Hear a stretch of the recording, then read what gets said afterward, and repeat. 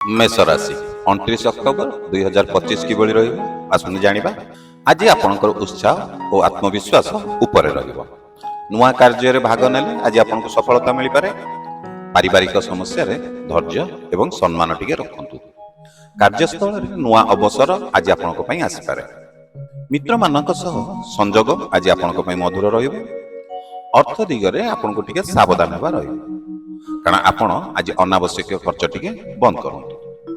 ଭାବନାରେ ଅଧିକ ନ ଯାଇ ବିବେକ ରଖି ଆଜି ଆପଣ ନିଷ୍ପତ୍ତି ନିଅନ୍ତୁ। ପାଠ ପଢ଼ାରେ ଶିକ୍ଷାର୍ଥୀମାନେ ଆଜି ଆଗ୍ରହ ହେବେ। ଆଜି ଦିନଟି ନୂଆ ଚେଷ୍ଟା ପାଇଁ ଉପଯୁକ୍ତ ଆପଣଙ୍କର ରହିପାରେ। ଯଦି ଭିଡ଼ିଓଟି ଦେଖୁଛନ୍ତି ଲାଇକ୍ କରିନାହାନ୍ତି, ଆଶା କରିବି ଗୋଟେ ସେକେଣ୍ଡ ଲାଗିବ ମାତ୍ର ଭିଡ଼ିଓଟି ଲାଇକ୍ କରିବା ପାଇଁ। ତ ଆପଣ ଭିଡ଼ିଓଟିকে ଲାଇକ୍ କରନ୍ତୁ।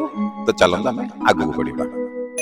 ପ୍ରେମ ଜୀବନରେ ଆଜି ମିଠା ଏବଂ ସମ୍ମାନ ରହିବ। ଯାତ୍ରା ଯୋଗ ଅଛି, ତଥାପି ଆପଣଙ୍କୁ ଟିକେ ସାବଧାନ ରହିବା ଆବଶ୍ୟକ। ଆତ୍ମୀୟଙ୍କ ସହିତ କିଛି ଭୁଲ ବୁଝାମଣା ଆଜି ଆପଣଙ୍କର ହୋଇପାରେ। ଶାରୀରିକ ସ୍ୱାସ୍ଥ୍ୟ ଭଲ ରହିବ, ମନୋବଳ ମଜବୁତ ହେବ। କାର୍ଯ୍ୟ ଏବଂ ପ୍ରୟାସ ଦ୍ୱାରା ଆଜି ଆପଣଙ୍କର ସଫଳତା ନିଶ୍ଚିତ ମିଳିବ। ଜୀବନସାଥୀଙ୍କ ସହିତ ସମ୍ପର୍କ ଆଜି ମଧୁର ହେବ। ଆତ୍ମବିଶ୍ୱାସ ଦ୍ୱାରା ଆଜି ଆପଣଙ୍କର ଅସୁବିଧା ଆପଣ ଜୟ କରିବେ।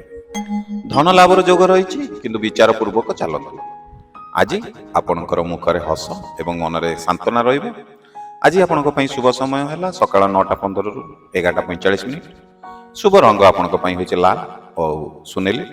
ଯଦି ପ୍ରଥମ ଥର କରି ଆମ ଚ୍ୟାନେଲରେ ଭିଡ଼ିଓ ଦେଖୁଛନ୍ତି, ଚ୍ୟାନେଲକୁ ସବସ୍କ୍ରାଇବ୍ କରିନାହାନ୍ତି, ଆଶା କରିବି ଟିକେ ଚ୍ୟାନେଲକୁ ସବସ୍କ୍ରାଇବ୍ କରନ୍ତୁ। ଆଉ ଯଦି ଫେସବୁକରେ ଦେଖୁଛନ୍ତି ତାହେଲେ ଆମ ପେଜକୁ ଟିକେ ଫଲୋ କରନ୍ତୁ।